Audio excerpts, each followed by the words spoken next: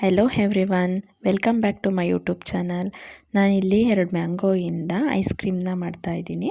ಇದಕ್ಕೆ ಯಾವುದೇ ರೀತಿ colour, sugar, custard powder, cream ಏನೂ ಸಹ ಬಳಸ್ತಾ ಇಲ್ಲ. ಹಾಗೆಯೇ ಮಾಡ್ತಾ ಇರೋದು. ನಾನು ಮಾಡೋವಂಥ ರೆಸಿಪಿ ನಿಮ್ಗೆ ಇಷ್ಟ ಆದರೆ ನನ್ನ ಚಾನಲ್ನ ಸಬ್ಸ್ಕ್ರೈಬ್ ಮಾಡಿ. ನಾನಿಲ್ಲಿ ಫಸ್ಟು ಗೋಡಂಬಿನ ನೆನೆಸಿ ಇಟ್ಟಿದ್ದೀನಿ. ಇದನ್ನು 2 ಅವರ್ ಆದರೂ ನೆನೆಸಿಡಬೇಕು. ಇಲ್ಲ ಟೈಮ್ ಇಲ್ಲ ಅಂದರೆ ಬಿಸಿನೀರೊಳಗಡೆ ಹಾಕ್ಬಿಟ್ಟು ನೆನೆಸಿಟ್ರೆ ಸಾಕಾಗುತ್ತೆ.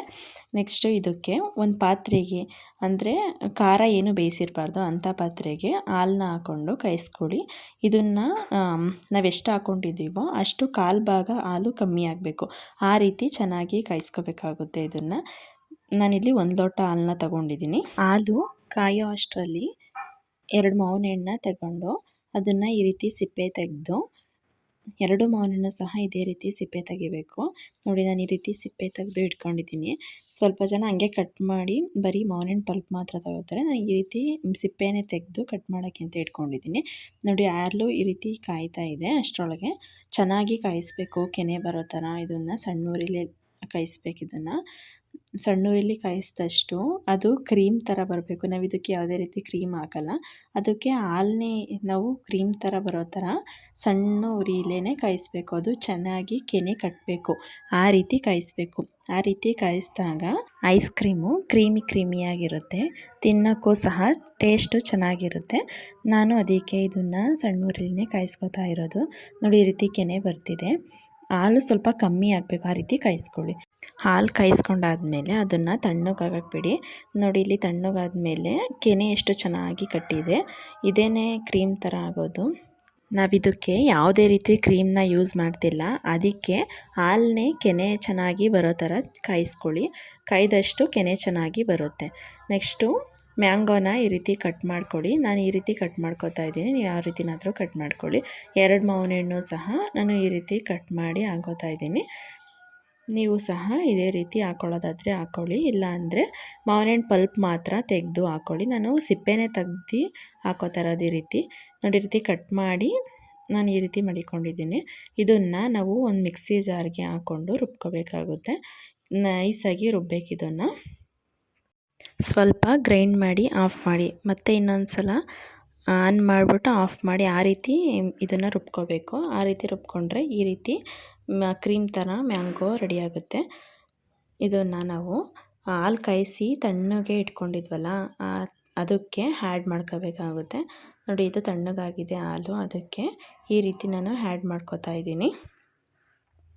ಚೆನ್ನಾಗಿ ಇದನ್ನು ಸೇರಿಸ್ಕೊಂಡ್ಮೇಲೆ ಇದನ್ನು ಒಂದು ಸ್ಪೂನ್ ಹಾಕ್ಕೊಂಡು ಚೆನ್ನಾಗಿ ಕಲಿಸ್ಕೋಬೇಕಾಗುತ್ತೆ. ಇದನ್ನು ಒಂಚೂರು ಇದಿಲ್ದಂಗೆ, ಗಂಟಿಲ್ದಂಗೆ ಚೆನ್ನಾಗಿ ಕಲಿಸ್ಕೊಳ್ಳಿ. ಇದನ್ನು ನೋಡಿ, ಈ ರೀತಿ ಕಲಿಸ್ಕೊತಾ ಇದ್ದೀನಿ. ನಾನು ಅದೇ ಪಾತ್ರೆಗೆ ಕಲಿಸ್ಕೊತಾ ಇರೋದು. ಹಾಲು ಕಾಯಾಗಿ ಇಟ್ಕೊಂಡಿದ್ನಲ್ಲ, ಅದೇ ಪಾತ್ರೆಗೆ ಇದನ್ನು ಕಲಿಸ್ಕೊತಾ ಇದ್ದೀನಿ. ಈ ರೀತಿ ಕಲಿಸ್ಕೊಂಡ್ರೆ ನೋಡಿ, ಕಲರ್ ಯಾವ ರೀತಿ ಬಂತು. ಚೆನ್ನಾಗಿ ಮಿಕ್ಸ್ ಮಾಡಿ ಆದಮೇಲೆ ಅದಕ್ಕೆ 4 ಏಲಕ್ಕಿನ ತಗೊಂಡು ಅದನ್ನು ಕುಟ್ಟಿ ಪುಡಿ ಮಾಡಿ ಅದಕ್ಕೆ ಸೇರಿಸ್ಕೊಳ್ಳಿ. ಸೇರಿಸ್ಕೊಂಡಾದಮೇಲೆ 1 ಕಪ್ ಬೆಲ್ಲನ ಇದಕ್ಕೆ ಸೇರಿಸ್ಕೋಬೇಕಾಗುತ್ತೆ. ನಾನಿಲ್ಲಿ 1 ಕಪ್ ಆಗುವಷ್ಟು ಬೆಲ್ಲನ ಕುಟ್ಟಿ ಪುಡಿ ಮಾಡಿ ಹಾಕೋತಾ ಇದ್ದೀನಿ. ನೀವು ಇದೇ ರೀತಿ ಹಾಕ್ಕೊಳ್ಳಿ. ನಾನು ಚೆನ್ನಾಗಿರೋ ಬೆಲ್ಲನ ತಗೊಂಡು ಕುಟ್ಟಿ ಪುಡಿ ಮಾಡಿ ಹಾಕೋತಾ ಇರೋದು. ನೆಕ್ಸ್ಟು ಗೋಡಂಬಿನ ನೆನೆ ಹಾಕಿದ್ವಲ್ಲ, ಅದನ್ನು ಸ್ವಲ್ಪ ರುಬ್ಕೋಬೇಕಾಗುತ್ತೆ. ರುಬ್ಕೊಂಡು ಈ ರೀತಿ ಪೇಸ್ಟ್ ಮಾಡಿ ಅದಕ್ಕೆ ಆ್ಯಡ್ ಮಾಡಬೇಕು.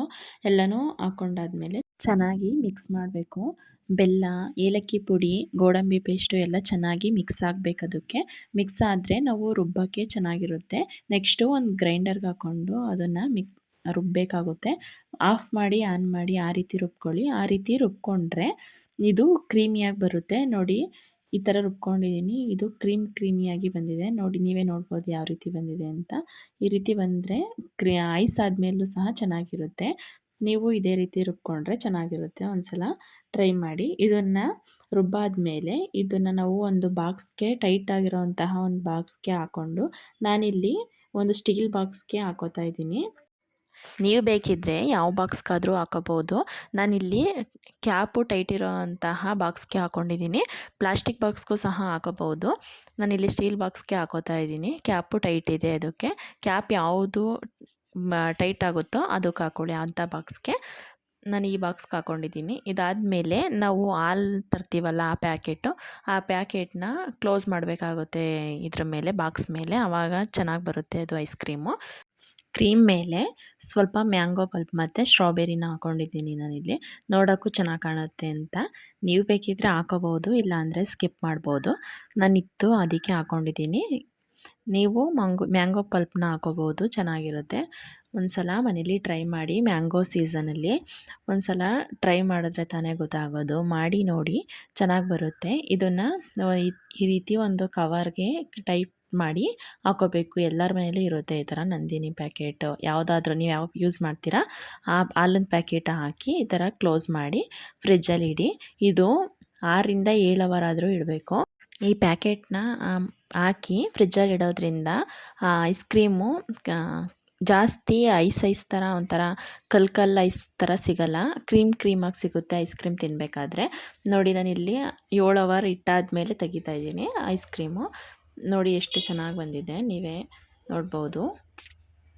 ನೋಡಿ ಎಷ್ಟು ಚೆನ್ನಾಗಿದೆ. ನೀವು ಸಹ ಮನೆಯಲ್ಲಿ ಟ್ರೈ ಮಾಡಿ ನೋಡಿ.